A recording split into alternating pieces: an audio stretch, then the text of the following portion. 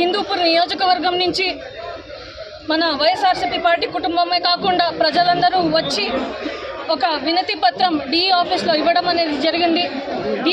దీని వెనకాల ఉన్న రీజన్ ఏమిటంటే కూటమి ప్రభుత్వము ఈరోజు 6 నెలల్లోనే 2 సార్లు పెంచినారు కరెంటు ఛార్జీలు.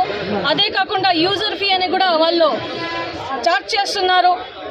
దీనికి ముందు 2000లో మన రాజన్న రైతుల పక్షాల ప్రజల పక్షాల నిలబడి పెద్ద ఎత్తున ఒక ఉద్యమం చేస్తే కరెంటు ఛార్జీలు తగ్గాలని ఆ రోజు కాల్పులతో పోలీసులను పెట్టి కాల్పించి ప్రజలందరిపైన రైతులపైన 2 మృతి చెందినారు.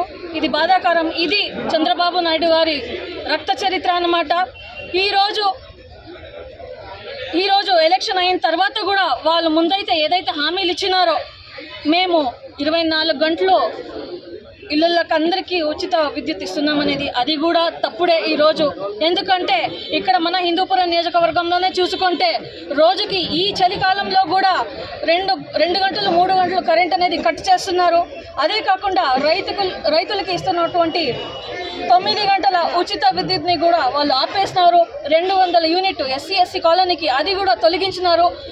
మధ్యమ తరగతి ప్రజలందరికీ వేలలాది రూపాయల బిల్లులు వస్తున్నాయి. ఇది వాళ్ళు గమనించాలా. వాళ్ళు ఈరోజు రోడ్డుకెక్కి మిమ్మల్ని ప్రశ్నిస్తున్నారు. చంద్రబాబు నాయుడు గారు, మీరు చేసింది ఏమిటి? ఈరోజు మీరు కూడా అదే చేస్తున్నారు కదా, మీరు పెంచుతున్నారు కదా. 10 రూపాయలు ఉండేది 2 రూపాయలకి తగ్గుతుంది అన్నారు. యాడ్ చేస్తున్నారు సోలార్ పవర్ యూజ్ చేసుకొని. ఇవన్నీ ప్రశ్నిస్తున్నాము.